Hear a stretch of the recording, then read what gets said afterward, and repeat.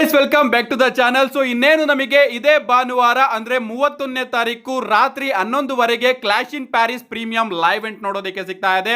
So W ಅವರು ಈಗಾಗಲೇ 5 matches ಗಳನ್ನ ಕ್ಲಾಶ್ ಇನ್ ಪ್ಯಾರಿಸ್ ಗೆ ಅಫಿಷಿಯಲ್ ಆಗಿ ಅನೌನ್ಸ್ ಮಾಡಿದ್ದಾರೆ. ಅಂಡ್ ಈ ಒಂದು ಶೋಗೆ ಡಬ್ಲ್ಯೂ ಅವರು ಅಷ್ಟೊಂದೇನು ಹೈಪ್ ನ ಬಿಲ್ಡ್ ಮಾಡಿಲ್ಲ ಅಂದ್ರೂ ಕೂಡ 100% ಈ ಒಂದು ಶೋ ಡೆಲಿವರ್ ಮಾಡುತ್ತೆ ಅಂತ ನನಗೆ ಯಾಕೋ ಅನ್ನಿಸ್ತಾ ಇದೆ. ಸೊ ಚಿಕ್ಕ ಪಟಾಕಿ ದೊಡ್ಡ ಸೌಂಡು ಅಂತ ಅಂತಾರಲ್ಲ, ಆ ರೀತಿಯ ಒಂದು ವಿಚಾರ ನಮಗೆ ಈ ಒಂದು ಶೋ ಅಲ್ಲಿ ನೋಡೋದಕ್ಕೆ ಸಿಗಬಹುದು. ಸೊ ಅದಕ್ಕೋಸ್ಕರ ಈ ಒಂದು ವಿಡಿಯೋದಲ್ಲಿ ನಾನು ಕ್ಲಾಶ್ ಇನ್ ಪ್ಯಾರಿಸ್ ನ ಪ್ರೆಡಿಕ್ಷನ್ ಮಾಡೋದಕ್ಕೆ ಹೋಗ್ತಾ ಇದ್ದೀನಿ. ಸೊ ಏನೇನಾಗುತ್ತೆ, ಯಾರ್ಯಾರು ಗೆಲ್ತಾರೆ ಅಂತ ಕಂಪ್ಲೀಟ್ ಮಾಹಿತಿನ ತಿಳಿಸ್ಕೊಡ್ತೀನಿ. ವಿಡಿಯೋ ತುಂಬಾ ಇಂಟ್ರೆಸ್ಟಿಂಗ್ ಆಗಿರುತ್ತೆ. ಬನ್ನಿ ವಿಡಿಯೋನ ಶುರು ಮಾಡೋಣ. ಮೊದಲನೇದಾಗಿ ನಮಗೆ ರೂಸೆವ್ ಹಾಗೆ ಶೇಮೆಸ್ ಅವರ ನಡುವೆ good old fashion donee Brooke match ನೋಡೋದಕ್ಕೆ ಸಿಗ್ತಾ ಇದೆ. ಇನ್ನ ಈ ಒಂದು ಮ್ಯಾಚ್ ಕಡೆ ಬರೋದಾದ್ರೆ ಈ ಒಂದು ಪ್ರೀಮಿಯಂ ಲೈವ್ ಎಂಟ್ ನ ಲೀಸ್ಟ್ ಹೈಪ್ಡ್ ಮ್ಯಾಚ್ ಅಂತಾನೆ ಹೇಳ್ಬಹುದು. ಈ ಒಂದು ಮ್ಯಾಚ್ ನ ನಾವು ರೆಗ್ಯುಲರ್ ಆಗಿ ಮಂಡೇ ನೈಟ್ ರಾ ಅಲ್ಲೂ ಕೂಡ ನೋಡಿದೀವಿ. ಅಂಡ್ ಅದೇ ರೀತಿ ಕ್ಲಾಶ್ ಇನ್ ಪ್ಯಾರಿಸ್ ಗೆ ಶೋ ಪಿಲ್ಲರ್ ರೀತಿ ಡಬ್ಲ್ಯೂ ಅವರು ಈ ಒಂದು ಮ್ಯಾಚ್ ನ ಇಟ್ಟಿದ್ದಾರೆ. ಅಂಡ್ ಯಾರು ಗೆದ್ರು ಯಾರು ಸೋತ್ರು ಕೂಡ ಈ ಒಂದು ಸ್ಟೋರಿ ಲೈನ್ ಪ್ರೋಗ್ರೆಸ್ ಆಗೋದಿಲ್ಲ. ಗೆದ್ದವರಿಗೆ ಒಂದು ರೀತಿ ಹೈಪ್ ಸಿಕ್ಕಂಗ ಆಗುತ್ತೆ ಅಷ್ಟೇ. ಇನ್ನ ಈ ಒಂದು ಮ್ಯಾಚ್ ಅಲ್ಲಿ ಹೈಪ್ ಇಲ್ಲದೆ ಇರಬಹುದು, ಬಟ್ ಈ ಒಂದು ಮ್ಯಾಚ್ ಮಾತ್ರ ಅದ್ಭುತವಾಗಿರುತ್ತೆ. ಅದರಲ್ಲೂ ಕೂಡ ಶೇಮೆಸ್ ಹಾಗೆ ರೂಸೆವ್ ಅವರು ಅದ್ಭುತವಾದ ಪರ್ಫಾರ್ಮೆನ್ಸ್ ನ ಕೊಡ್ತಾರೆ. ಅಂಡ್ ಈ ಬಾರಿ ಡೋನಿ ಬ್ರೂಕ್ ಮ್ಯಾಚ್ ಅಲ್ಲಂತೂ ಇವರಿಬ್ರು ಕಡೆಯಿಂದನೂ ಕೂಡ ಬ್ಯಾಂಗರ್ ನ ನಾವೆಲ್ಲರೂ ಕೂಡ ಅಫ್ಕೋರ್ಸ್ ಎಕ್ಸ್ಪೆಕ್ಟ್ ಮಾಡಬಹುದು. ಇನ್ನ ಈ ಒಂದು ಮ್ಯಾಚ್ ನ ರಿಸಲ್ಟ್ ಕಡೆ ಬರೋದಾದ್ರೆ ಈ ಒಂದು ಮ್ಯಾಚ್ ನ ಸ್ಟಿಪ್ಯುಲೇಷನ್ ನಮ್ಮ ಶೇಮೆಸ್ ಅವರ ಫೇವರ್ ಅಲ್ಲಿ ಇದೆ. ಯಾಕಂದ್ರೆ ಡಬ್ಲ್ಯೂ ಕಂಪನಿಗೆ ಡೋನಿ ಬ್ರೂಕ್ ಮ್ಯಾಚ್ ನ ತಗೊಂಡು ಬಂದಿದ್ದೆ ನಮ್ಮ ಶೇಮೆಸ್ ಅವರು. ಬಟ್ ಆದ್ರೂ ಕೂಡ ಈ ಒಂದು ಮ್ಯಾಚ್ ಅಲ್ಲಿ ನಮ್ಮ ರೂಸೆವ್ ಅವರು ವಿನ್ ಆಗ್ತಾರೆ ಅಂತ ಅನ್ನಿಸ್ತಾ ಇದೆ.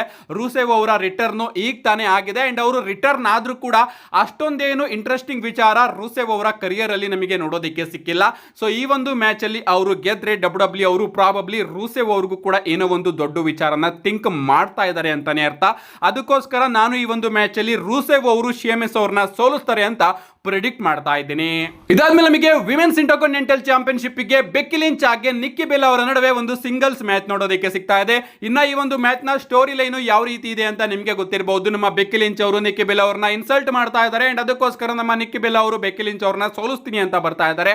ಇನ್ನ ಈ ಒಂದು ಮ್ಯಾಚ್ಗೂ ಕೂಡ ನಾನೇನೋ ಅಷ್ಟೊಂದು ಹೈಪ್ ಆಗಿ ಇಲ್ಲ. ಇದ್ರ ಬದಲು ವಿಮೆನ್ಸ್ ಚಾಂಪಿಯನ್ಶಿಪ್ ಅಥವಾ ಡಬ್ಲ್ಯೂ ವಿಮೆನ್ಸ್ ಚಾಂಪಿಯನ್ಶಿಪ್ ಮ್ಯಾಚ್ ನೋ ಇಡಬಹುದಾಗಿತ್ತು. ನೀವು ಇಂಟರ್ಕಾಂಟಿನೆಂಟಲ್ ಚಾಂಪಿಯನ್ಶಿಪ್ ನ ಕ್ಲಾಶ್ ಇನ್ ಪ್ಯಾರಿಸ್ ಗೆ ಇಡ್ತಾ ಇದ್ದೀರಾ. ಅಫ್ಕೋರ್ಸ್ ನಿಕ್ಕಿ ಬೆಲ್ ಅವ್ರಿಗೋಸ್ಕರ ನಾವು ಈ ಒಂದು ಮ್ಯಾಚ್ ನ ನೋಡಬೇಕು ಅಷ್ಟೇ. ಸ್ಟೋರಿನ ಡಬ್ಲ್ಯೂ ಅವರು ಬಿಲ್ಡ್ ಮಾಡೋದಕ್ಕೆ ಟ್ರೈ ಮಾಡಿದ್ರು, ಬಟ್ ಅಷ್ಟೊಂದೇನು ಚೆನ್ನಾಗಿ ಯಾರು ಕೂಡ ಈ ಒಂದು ಮ್ಯಾಚ್ ಗೆ ಹೈಪ್ ಅಂತೂ ಆಗ್ಲಿಲ್ಲ. ಇನ್ನ ಈ ಒಂದು ಮ್ಯಾಚ್ ನ ರಿಸಲ್ಟ್ ಕಡೆ ಬರೋದಾದ್ರೆ ನನಗಂತೂ ಈ ಒಂದು ಮ್ಯಾಚ್ ಅಲ್ಲಿ ನಿಕ್ಕಿ ಬೆಲ್ ಅವರು ಗೆಲ್ಲಬೇಕು. ಅಫ್ಕೋರ್ಸ್ ನಮ್ಮ ಬೆಕ್ಕಿ ಲಿಂಚ್ ಅವರು ಇಂಟರ್ಕಾಂಟಿನೆಂಟಲ್ ಚಾಂಪಿಯನ್ಶಿಪ್ ನ ಗೆದ್ದಾಗಿಂದನೂ ಕೂಡ ಡಿಸೆಂಟ್ ಕೆಲಸನ ಮಾಡ್ತಾ ಇದ್ದಾರೆ. ಬಟ್ ನನಗೆ ಯಾಕೋ ತುಂಬಾನೇ ಬೋರಿಂಗ್ ಅಂತ ಅನ್ನಿಸ್ತಾ ಇದ್ದಾರೆ. ಅದಕ್ಕೋಸ್ಕರ ನಾನು ಈ ಒಂದು ಮ್ಯಾಚ್ ಅಲ್ಲಿ ಫ್ರೆಶ್ ವಿಚಾರನ ನೋಡಬೇಕು. ಅಂಡ್ ಅದರಿಂದ ಈ ಒಂದು ಮ್ಯಾಚ್ ಅಲ್ಲಿ ನಿಕ್ಕಿ ಬೆಲ್ ಅವರು ಗೆಲ್ಬೇಕು ಅಂತ ಪ್ರಿಡಿಕ್ಟ್ ಮಾಡ್ತಾ ಇದ್ದೀನಿ. ಇದಾದ್ಮೇಲೆ ನಮಗೆ tribal chief versus tribal thief match ನೋಡೋದಕ್ಕೆ ಸಿಗ್ತಾ ಇದೆ. ರೋಮನ್ ರೈನ್ಸ್ ಹಾಗೆ ಬ್ರಾನ್ಸನ್ ರೀಡ್ ಅವರ ನಡುವೆ. ಇನ್ನ ಈ ಒಂದು ಮ್ಯಾಚ್ ನ ಬಿಲ್ಡ್ ಅಪ್ ಎಲ್ಲರಿಗೂ ಕೂಡ ಗೊತ್ತೇ ಇರಬಹುದು ಯಾವ ರೀತಿ ಆಯ್ತು ಅಂತ. ಡಬ್ಲ್ಯೂ ಅವರು ಈ ಒಂದು ಮ್ಯಾಚ್ ನ ಅದ್ಭುತವಾಗಿ ಬಿಲ್ಡ್ ಮಾಡಿದ್ದಾರೆ. ಬಟ್ ರೋಮನ್ ರೈನ್ಸ್ ಅವರ ವಿರುದ್ಧ ಬ್ರಾನ್ಸನ್ ರೀಡ್ ಅಂತಹ ಅಪೋನೆಂಟ್ ಇರೋದ್ರಿಂದ ಯಾರು ಕೂಡ ಈ ಒಂದು ಮ್ಯಾಚ್ ಗೆ ಆ ಲೆವೆಲ್ ನ ಹೈಪ್ ನ ತೋರಿಸ್ತಾ ಇಲ್ಲ. ಬಟ್ ನಿಜವಾಗ್ಲೂ ನಾನಂತೂ ಈ ಒಂದು ಮ್ಯಾಚ್ ನ ನೋಡೋದಕ್ಕೆ ಸಿಕ್ಕಾಪಟ್ಟೆ ಇಂಟ್ರೆಸ್ಟಿಂಗ್ ಆಗಿ ಕಾಯ್ತಾ ಇದ್ದೀನಿ. ಅಂಡ್ ಇದರಿಂದ ನಮ್ಮ ಬ್ರಾನ್ಸನ್ ರೀಡ್ ಅವರ ಲೈಫ್ ನ ಟರ್ನಿಂಗ್ ಪಾಯಿಂಟ್ ಕೂಡ ನಮಗೆ ನೋಡೋದಕ್ಕೆ ಸಿಗುತ್ತೆ. ಯಾಕಂದ್ರೆ ಬ್ರಾನ್ಸನ್ ರೀಡ್ ಅವರು ರೋಮನ್ ರೈನ್ಸ್ ಅವರ ವಿರುದ್ಧ ಮ್ಯಾಚ್ ಆಡೋದಕ್ಕೆ ಬರ್ತಾ ಇದ್ದಾರೆ. ಅಂಡ್ ರೋಮನ್ ರೈನ್ಸ್ ಅವರು ಒಂದು ನಾರ್ಮಲ್ ಪ್ರೀಮಿಯಂ ಲೈವ್ ಇವೆಂಟ್ ಅಲ್ಲಿ ಮ್ಯಾಚ್ ಆಡೋದಕ್ಕೆ ಬರ್ತಾ ಇದ್ದಾರೆ. ಇದಕ್ಕಿಂತ ದೊಡ್ಡ ವಿಚಾರ ಬೇರೆ ಏನಿದೆ ಅಲ್ವಾ. ಇನ್ನ ಈ ಒಂದು ಮ್ಯಾಚ್ ಕಡೆ ಬರೋದಾದ್ರೆ ಮ್ಯಾಚ್ ಅದ್ಭುತವಾಗಿ ನಮಗೆ ನೋಡೋದಕ್ಕೆ ಸಿಗುತ್ತೆ. ಬಟ್ ಈ ಒಂದು ಮ್ಯಾಚ್ ಅಲ್ಲಿ 100% ರೋಮನ್ ರೈನ್ಸ್ ಅವರೇ ವಿನ್ ಆಗಬೇಕು ಅಂತ ಆಸೆ. ಅಫ್ಕೋರ್ಸ್ ಡಬ್ಲ್ಯೂ ಅವರು ರೋಮನ್ ರೈನ್ಸ್ ಅವ್ರನ್ನೇ ವಿನ್ ಮಾಡಿಸ್ಬೇಕು. ಯಾಕಂದ್ರೆ ರೋಮನ್ ರೈನ್ಸ್ ಅವರು ತುಂಬಾ ದಿನಗಳ ನಂತರ, ತುಂಬಾ ದಿನ ಅಲ್ಲ ವರ್ಷಗಳ ನಂತರ ಆಡ್ತಾ ಇರ್ತಕ್ಕಂತಹ ಪ್ರೀಮಿಯಂ ಲೈವ್ ಇವೆಂಟ್ ನ ಸಿಂಗಲ್ಸ್ ಮ್ಯಾಚ್. ಲಾಸ್ಟ್ ಟೈಮ್ ಅವರು ರಸಲ್ಮೇನಿಯಾ 40ಯ ಪ್ರೀಮಿಯಂ ಲೈವ್ ಇವೆಂಟ್ ಅಲ್ಲಿ ಸಿಂಗಲ್ಸ್ ಮ್ಯಾಚ್ ಆಡಿದ್ದು. ಅದಾದ್ಮೇಲೆ ಜನವರಿ ತಿಂಗಳಲ್ಲಿ ಸಿಂಗಲ್ಸ್ ಮ್ಯಾಚ್ ಅಲ್ಲಿ ರೆಸಲ್ ಮಾಡಿದ್ರು. ಅದು ಒಂದು ಮಂಡೇ ನೈಟ್ ರಾ ಅಲ್ಲಿ. ರಸಲ್ಮೇನಿಯಾ 40 ಆದ್ಮೇಲೆ ಇದು ಬರ್ತಿರ್ತಕ್ಕಂತಹ ಪ್ರೀಮಿಯಂ ಲೈವ್ ಇವೆಂಟ್ ನ ಸಿಂಗಲ್ಸ್ ಮ್ಯಾಚ್ ಆಗಿರೋದ್ರಿಂದ ಇಲ್ಲಿ ನಮ್ಮ ರೋಮನ್ ರೈನ್ಸ್ ಅವರು ಗೆದ್ದೇ ಗೆಲ್ಲಬೇಕು. ಅಂಡ್ ಗೆಲ್ಲೋದ್ರ ಮುಖಾಂತರ ಅವರು ತನ್ನ ಶೂಸ್ ಗಳನ್ನು ಕೂಡ ವಾಪಸ್ ತಗೋತಾರೆ ಅಂತ ಅನ್ಕೋತೀನಿ. ರೋಮನ್ ರೈನ್ಸ್ ಅವರು ಗೆದ್ದಾದ್ಮೇಲೆ ನಮ್ಮ ಬ್ರಾನ್ ಬ್ರೇಕರ್ ಹಾಗೆ ಬ್ರಾನ್ಸನ್ ರೀಡ್ ಇಬ್ರು ಕೂಡ ಸೇರ್ಕೊಂಡು ರೋಮನ್ ರೈನ್ಸ್ ಅವರ ಮೇಲೆ ಅಟ್ಯಾಕ್ ಮಾಡಬಹುದು, ಅಥವಾ ರೋಮನ್ ರೈನ್ಸ್ ಅವರೇ ಇವರಿಬ್ರಿಗೂ ಕೂಡ ಮಣ್ಣು ಮುಕ್ಕಿಸಬಹುದು. ಏನೇ ಆಗ್ಲಿ ಈ ಒಂದು ಮ್ಯಾಚ್ ಅಲ್ಲಿ ರೋಮನ್ ರೈನ್ಸ್ ಅವರು ವಿನ್ ಆಗ್ತಾರೆ ಅಂತ ಅನ್ಕೊಂಡು ನಾನು ಈ ಒಂದು ಮ್ಯಾಚ್ ಅಲ್ಲಿ ರೋಮನ್ ರೈನ್ಸ್ ಅವ್ರನ್ನ ಪ್ರೆಡಿಕ್ಟ್ ಮಾಡ್ತಾ ಇದ್ದೀನಿ. ಇದಾದ್ಮೇಲೆ ನಮಗೆ ವರ್ಲ್ಡ್ ಹೆವಿವೇಟ್ ಚಾಂಪಿಯನ್ಶಿಪ್ ಗೆ ಒಂದು ಫ್ಯಾಟಲ್ 4-ವೇ ಮ್ಯಾಚ್ ನೋಡೋದಕ್ಕೆ ಸಿಗ್ತಾ ಇದೆ. ಸೆತ್ ರೋಲೆನ್ಸ್, ಸಿಎಂ ಪಂಕ್, ಎಲೆ ನೈಟ್ ಹಾಗೆ ಜೇ ಊಸೋ ನಡುವೆ. ಇನ್ನ ಈ ಒಂದು ಮ್ಯಾಚ್ ಕಡೆ ಬರೋದಾದ್ರೆ ನಿಮ್ಗೆ ಗೊತ್ತಿರಬಹುದು ವರ್ಲ್ಡ್ ಹೆವಿವೇಟ್ ಚಾಂಪಿಯನ್ಶಿಪ್ ನ ಈ ಒಂದು ಮ್ಯಾಚ್ ಯಾವ ರೀತಿಯಿಂದನಾದ್ರೂ ಇಂಟ್ರೆಸ್ಟಿಂಗ್ ಆಗ್ಲಿ ಅಂತ ಫ್ಯಾಟಲ್ 4-ವೇ ಮ್ಯಾಚ್ ಆಗಿ ಡಬ್ಲ್ಯೂ ಅವರು ಇದನ್ನ ಬುಕ್ ಮಾಡಿದ್ದಾರೆ. ಒರಿಜಿನಲ್ ಆಗಿ ರೋಮನ್ ರೈನ್ಸ್ ಅವರು ಈ ಒಂದು ಮ್ಯಾಚ್ ಅಲ್ಲಿ ಇರಬೇಕಾಗಿತ್ತು, ಬಟ್ ರೋಮನ್ ರೈನ್ಸ್ ಅವರೇ ಇಲ್ಲ ಜೇ ಉಸೋ ನೀನು ಹೋಗು ಅಂತ ಜೇ ಉಸೋ ಅವ್ರನ್ನ ಈ ಒಂದು ಮ್ಯಾಚ್ ಅಲ್ಲಿ ಕಳಿಸಿದ್ದಾರೆ. ಯಾವ ರೋಮನ್ ರೈನ್ಸ್ ತಾನು ಟ್ರೈಬಲ್ ಚೀಫ್ ಆಗಿ ಎಲ್ಲವೂ ಕೂಡ ನನಗ್ ಬೇಕು ಅಂತ ಹೇಳ್ಕೊಂಡು ತಿರುಗ್ತಾ ಇದ್ರು, ಇವತ್ತು ಅದೇ ರೋಮನ್ ರೈನ್ಸ್ ತನ್ನ ಕಸನ್ ನ ಕಳಿಸ್ತಾ ಇದ್ದಾರೆ, ಮೊದಲು ನೀನು ಡಿಸರ್ವಿಂಗು ನೀನು ಹೋಗು ಅಂತ. ನಿಜವಾಗ್ಲೂ ಎಷ್ಟು ದೊಡ್ಡ ಕ್ಯಾರೆಕ್ಟರ್ ಚೇಂಜ್ ಅಲ್ವಾ. ಏನೇ ಆಗ್ಲಿ ಈ ಒಂದು ಮ್ಯಾಚ್ ಕಡೆ ಬರೋದಾದ್ರೆ ಅಫ್ಕೋರ್ಸ್ ಮ್ಯಾಚ್ ಅದ್ಭುತವಾಗಿ ನಮಗೆ ನೋಡೋದಕ್ಕೆ ಸಿಗುತ್ತೆ. ಸ್ಟೋರಿ ಲೈನ್ ಕೂಡ ಡಬ್ಲ್ಯೂ ಅವರು ಅದ್ಭುತವಾಗಿ ಬುಕ್ ಮಾಡಿದ್ದಾರೆ. ಬಟ್ ಈ ಒಂದು ಟೈಮ್ ಅಲ್ಲಿ ಯಾರಿಗಾದ್ರೂ ಅನ್ಸುತ್ತಾ ಸೆತ್ ರೋಲಿನ್ಸ್ ಅವರು ಚಾಂಪಿಯನ್ಶಿಪ್ ನ ಸೋತೋಗ್ತಾರೆ ಅಂತ? ಅದರಲ್ಲೂ ಕೂಡ ಸಮ್ಮರ್ ಸ್ಲಾಮ್ ಅಲ್ಲಿ ಅಷ್ಟೊಂದು ದೊಡ್ಡ ಶಾಕಿಂಗ್ ರೀತಿಯಲ್ಲಿ ಮನಿ ಇನ್ ದ ಬ್ಯಾಂಕ್ ನ ಕ್ಯಾಶ್ ಇನ್ ಮಾಡಿ ಚಾಂಪಿಯನ್ಶಿಪ್ ನ ಗೆದ್ದು ತನ್ನ ಮೊದಲ ಪ್ರೀಮಿಯಂ ಲೈವ್ ಇವೆಂಟ್ ಅಲ್ಲಿ ಸೆತ್ ರೋಲಿನ್ಸ್ ಅವರು ಸೋಲ್ತಾರೆ ಅಂದ್ರೆ ಅದಕ್ಕೆ ಅರ್ಥನೇ ಇರೋದಿಲ್ಲ. ಅಂಡ್ ಅದರಿಂದ ಈ ಒಂದು ಮ್ಯಾಚ್ ಅಲ್ಲಿ ನಾನು ಸೆತ್ ರೋಲಿನ್ಸ್ ಅವರು ಹೇಗಾದ್ರೂ ಮಾಡಿ ತನ್ನ ವರ್ಲ್ಡ್ ಹೆವಿ ಚಾಂಪಿಯನ್ಶಿಪ್ ನ ರಿಟೈನ್ ಮಾಡ್ಕೋತಾರೆ ಅಂತ ಪ್ರೆಡಿಕ್ಟ್ ಮಾಡ್ತಾ ಇದ್ದೀನಿ. ಒಂದು ಮೂಮೆಂಟ್ ನಮಗೆ ಇಲ್ಲಿ ನೋಡೋದಕ್ಕೆ ಸಿಗಬಹುದು. ನಮ್ಮ ಸಿಎಂ ಪಂಕ್ ಅವರು ಇನ್ನೇನು ಗೆದ್ರು ಗುರು ಅನ್ನೋ ಒಂದು ಮೂಮೆಂಟ್ ಕೂಡ ಡಬ್ಲ್ಯೂ ಅವರು ಪ್ಲಾನ್ ಮಾಡಿರಬಹುದು. ಬಟ್ ಅಷ್ಟೊತ್ತಿಗೆ ಸೆತ್ ರೋಲಿನ್ಸ್ ಅವರ ಪಲ್ಟನ್ ಇದೆಯಲ್ಲ, ಬ್ರಾನ್ ಬ್ರೇಕರ್, ಬ್ರಾನ್ಸನ್ ರೀಡ್, ಇವರೆಲ್ಲರೂ ಕೂಡ ಬಂದು ಅಟ್ಯಾಕ್ ಕೂಡ ಮಾಡಬಹುದು.